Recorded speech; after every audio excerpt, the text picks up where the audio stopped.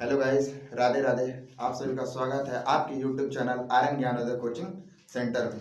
आज हम लोग क्लास 10th का न्यू चैप्टर चालू करेंगे। पहला लेसन वास्तविक संख्याओं से संबंधित आप लोग को मैं बता ही दिया था। एक कहावत है, मंजिल भी सर झुका देगी जब दमदार तेरी तैयारी होगी, मुट्ठी में होगा मुकद्दर तेरा जब किताबों संग तेरी यारी होगी। बाबू जितने भी आप लोग हैं सभी बच्चों को राधे राधे। और जो ऑफलाइन पढ़ना चाहते हैं, वो जो फ्री एजुकेशन लेना चाहते हैं, वो हमारे वीडियो पे आके विजिट करें और हमारे चैनल को सब्सक्राइब करना ना भूलें। वास्तविक संख्याओं से संबंधित कुछ क्वेश्चन आप लोगों को मैं बता चुका था, क्लियर हो चुका था। तो आज नेक्स्ट क्वेश्चन पहला लेसन चालू किया जाए। पहला लेसन देखिए क्या कह रहा है। संख्या पद्धति में पर्सनली पहला लेसन ये है, कह रहा है निम्नलिखित संख्याओं को अभाज्य गुणनखंड के रूप में व्यक्त कीजिए। निम्नलिखित संख्याओं को अभाज्य गुणनखंड के रूप में व्यक्त कीजिए। गुणनखंड का मतलब ये होता है बड़े से बड़े वर्ड को तोड़ना, बड़े से बड़े वर्ड को तोड़ना। आइए बाबू चलिए क्वेश्चन देखा जाए। पहला क्वेश्चन है 140। पहला क्वेश्चन क्या है? 140। चलिए 140 को सॉल्व किया जाए। तो लिखेंगे अभाज्य गुणनखंडों का गुणनफल।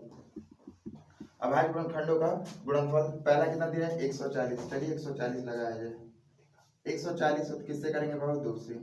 2 सत्ते 14 और 0 का 0।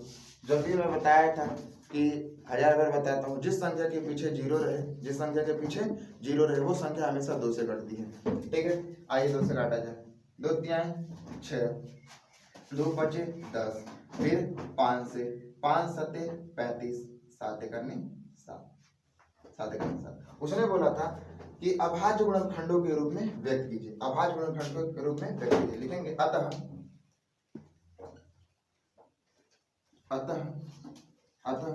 140 का अभाज्य गुणनखंड, अभाज्य गुणनखंड क्या होता है बाबू? तो लिखेंगे इक्वल टू 140 इक्वल टू अभाज्य गुणनखंड क्या हो जाएंगे हमारे पास? हमने देखा बाबू, तो 2 मल्टीप्लाई 5 मल्टीप्लाई 7, जिसका निकलता है हमारा 2 2 सेम है, तो क्या करेंगे? 2 पे पावर 2 कर सकते हैं। तो लिखेंगे 2 पे पावर 2 मल्टीप्लाई 5 पे मल्टीप्लाई 7। ये हो जाएगा इसका आंसर। आसान रूप से इसका छोटा सा आंसर। ठीक है, आइए दूसरा क्वेश्चन देखा जाए। दूसरा क्वेश्चन क्या है? 156। चलिए 156 को सॉल्व किया जाए। लिखेंगे 156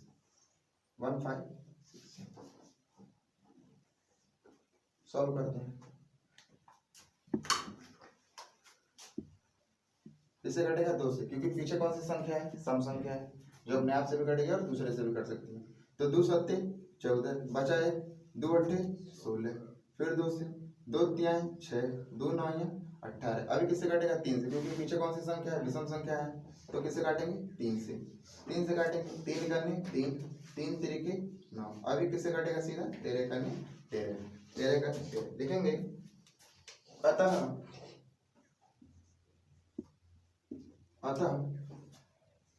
156 का अभाज्य गुणनखंड, अभाज्य गुणन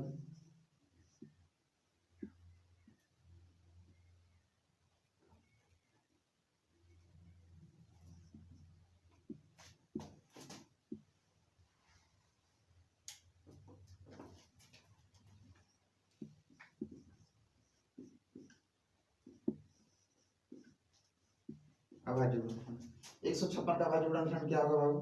तो 156 इक्वल टू 156 इक्वल टू, हमने देखा यहाँ कितनी बार है बाबू? तो 156 का अभाज्य गुणनखंड क्या है? 2 मल्टीप्लाई 3 मल्टीप्लाई 13। जिसे हम कितनी बार लिख सकते हैं? तो 2 पे पावर 2 लिख सकते हैं, मल्टीप्लाई 3 लिख सकते हैं, मल्टीप्लाई 13। ये हो जाएगा इसका आंसर। उम्मीद करता हूँ क्वेश्चन समझ में आया होगा। ठीक है, इसे नोट कर लीजिए। आइए तीसरा क्वेश्चन देखिए क्या कहते हैं। तीसरा क्वेश्चन कह रहा है 3825 का अभाज्य गुणनखंड ज्ञात करिए। चलिए 3825 के अभाज्य गुणनखंड ज्ञात किया जाए। 3825 के अभाज्य गुणनखंड लगाया जाए। तो 3825 का अभाज्य गुणनखंड क्या कहता है? लिखेंगे 3 8 12 उसके अभाज्य गुणनखंड निकालेंगे। देखिए हमने ये देखा कि जब 3825 के पीछे कौन सी संख्या है, तो 5 है। कौन सी संख्या है? 5 है। 5 कौन सी संख्या होती है? विषम संख्या होती है, यानी अपरिमेय संख्या जो अपने आप से कटे। ठीक है, इसको सॉल्व करें। चलिए सॉल्व किया जाए। इसे किससे सॉल्व कर सकते हैं? तो 3 से करके देखा जाए। 3 से किए थे, चलो 3 से 3 करने 3 3 दूना 6 बचा 2, तो हो गया 3 दूना 6 8 बचा 2, 3 सते 21 और 3 पचे 15। 3 पचे 15। अभी क्या आ रहा है? पीछे 5 आ रहा है, तो 3 से कटेगा। 3 छके सॉरी 3 चौके 12, 3 दूना 6 3 पचे 15। अभी 3 से नहीं कटेगा। चलिए 5 से काट के देखा जाए। 5 अट्ठे 40, 5 अट्ठे 40 बचा 2, 5 पचे 25, 5 पचे 25। अभी हम 5 से काट सकते हैं। 5 इकाने 5 बचा 3, 5 सते 35, 17 इकाने 17, 17 इकाने 17। तो हमें 3825 का जो अभाज्य गुणनखंड मिला बाबू, तो लिखेंगे अतः, इधर लिख रहा हूं उसका, इस साइड में थोड़ा सा आप लोग लिख लीजिएगा, कंफ्यूज ना होइएगा।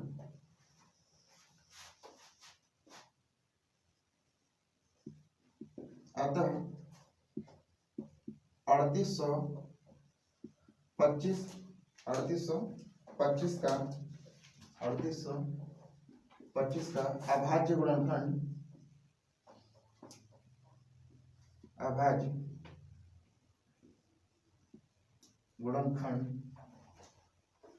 अभाज्य गुणनखंड क्या होगा बाबू हमारे पास? तो हमने देखा 2538 का अभाज्य गुणनखंड हमारे पास मिलता है, सॉरी 3825 का अभाज्य गुणनखंड हमारे पास क्या मिला? तो हमने देखा 3 3, तो इसे एक बार में कर रहा हूँ क्योंकि उम्मीद करता हूँ ये दोनों आपको समझ में आया होगा। यहाँ जगह ना होने की वजह से इसको एक ही बार में कर लेता हूँ सॉल्व। तो 3 3 2 बार है, तो 3 पे पावर 3 लिख सकते, 3 पे पावर क्या लिख सकते हैं? स्क्वायर 3 पे पावर लिख सकते हैं, यानी 3 का स्क्वायर। यहाँ 5 5 कितनी बार है? 2 बार है, तो यहाँ भी हम क्या करेंगे? 5 5 पे पावर कितनी बार लिख लेंगे? 2 बार लिख लेंगे। और मल्टीप्लाई कितना है? 17 है, तो 17 यहाँ लिख देंगे। 17 है तो 17 लिख देंगे। 17 है तो 17 लिख देंगे। ये हो जाएगा हमारा प्यारा सा आंसर। उम्मीद करता हूँ तीनों क्वेश्चन आप लोगों को समझ में आया होगा। जो नहीं समझ में आता है तो आप वीडियो को वो हमारे कमेंट में आप पूछ सकते हैं। कमेंट में जो भी जिस क्वेश्चन का डाउट हो तो आप उसे स्पष्टली पूछ लीजिएगा। यहाँ जगह नहीं है तो 5005 और 7429 का आप लोग लगा भी लीजिएगा, और मैं अभी तुरंत फिर लगवा रहा हूँ।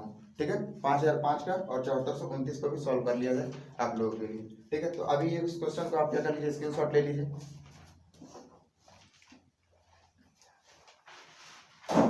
ठीक है, तो आपको फिर 5005 और 7429 को सॉल्व किया जाए। ठीक, चलो चलिए आइए क्वेश्चन देखा जाए। 5005 और 7429 को सॉल्व किया जाए। चलिए ठीक है, 3 क्वेश्चन हो गए, तो उम्मीद करता हूँ तीनों क्वेश्चन आप लोगों को बहुत अच्छे से समझ में आया होगा। तो 5005 को सॉल्व करते हैं। आइए 5005 को सॉल्व करते हैं। 5005 को सॉल्व करेंगे।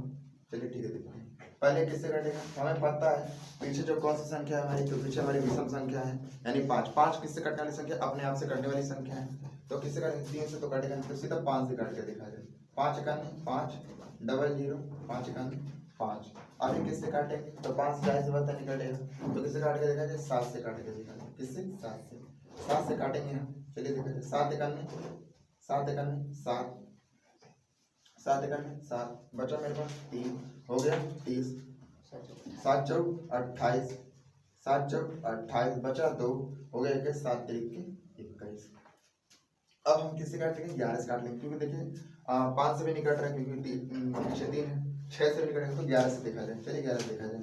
तो 11 इकाने 11 बचा 3, 11 तियाँ 33, 11 तियाँ 33, 11 तियाँ 33। अब 13 सबको पता है अपने आप में विषम संख्या है, अपने आप से खुद में कटने वाली संख्या है। चलिए 13 को 13 से काटते हैं। तो 13 करने 13, 13 करने 13। तो हमने देखा किसका लिखेंगे? अतः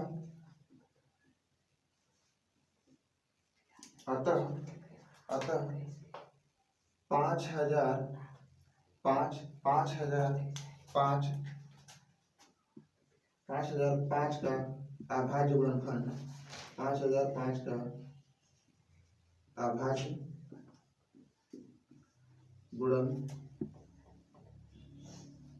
गुणनखंड, 5,005 का जो अभाज्य गुणनखंड है वो बाबू हमारे पास कितना है, तो 505 का अभाज्य गुणनखंड लिखते हैं। तो अभाज्य गुणनखंड क्या है हमारे पास, तो हमारे पास है 5 × 7 × 11 × 30, ये हो जाएगा हमारा प्यारा सा आंसर। क्लियर। अब इसमें घात इसलिए नहीं है क्योंकि ये सब क्या है, एक एक बार है, यानी 7 पे पावर, यानी 5 पे पावर 1, 7 पे पावर 1, 11 पे पावर 1 और 30 पे पावर 1। क्लियर। चलिए चौथा क्वेश्चन क्या है, 7429। आइए 7429 को सॉल्व किया जाए। लिखेंगे 7429 को, चलिए 7429 को सॉल्व 23 से काटते हैं। 7429 को 23 से काटते हैं, कितनी बार में, 2 बार में। तो 3 दूना 6, 3 दूना 6 और 2 दूना 4, तो 3 बार में करके देखा, 3 त्रिके 9, 3 त्रिके 9 और 3 दूना 6, 6 हो जाएगा। ठीक है, तो कितनी बार में आएगा, 23 का 3 बार में आएगा। 23 कितनी बार में आएगा, 3 बार में आएगा। 3 त्रिके 9 और 3 दूना 2 बार में करेंगे। चलिए 2 बार में करके देखें, तो 3 दूना आपको पता है 2 बार में करेंगे, 3 दूना 6 हो जाता है, 3 दूना 6 हो जाएगा और 2 दूना 4 हो जाएगा, 2 दूना 4 हो जाएगा। तो हमारे पास वहाँ कितना मिल रहा था, 52 मिल रहा था। एक इसको दे दिया तो बचा कितना, 6, यानी कितना हो गया 69, कितना हो गया 69। अब हम 23 का कर लेंगे 69 की 3 बार में, 23 तिया 69, 23 तिया 69। चलिए 323 मिला। अब हम कितनी बार में करेंगे, 17 बार में, 19 बार में। चलिए 19 बार में करके देखा जाए। 19 बार में करके देखा जाए तो सीधा एक ही बार में जाएगा, जाहिर सी बात एक बार में जाएगा। बचा हमारा सीधा 133, यानी 19 सते और 17 एकान्ने 17 एकान्ने 17, ठीक, 17 एकान्ने 17। चलिए हमें मिला क्या, लिखेंगे अतः, लिखेंगे अतः, अतः कितना बाबू, जो 7429 का 7429 का अभाज्य गुणनखंड, अभाज्य गुणनखंड,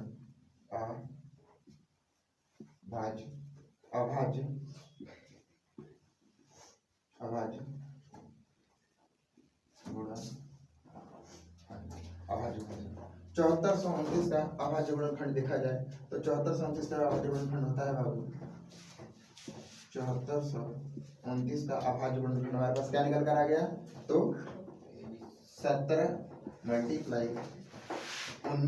× 30, ये हो जाएगा हमारा प्यारा सा आंसर। उम्मीद करता हूँ पांचों क्वेश्चन आप लोग को बहुत अच्छे से समझ में आया होगा। तो आप लोग स्क्रीनशॉट ले लीजिए और स्क्रीनशॉट ले लीजिए पहले आप लोग, और जो बच्चे नए हैं वो हमारे चैनल को सब्सक्राइब कर लें, जिससे हमारा वीडियो सबसे पहले आप सभी के पास पहुंचे। तो राधे राधे।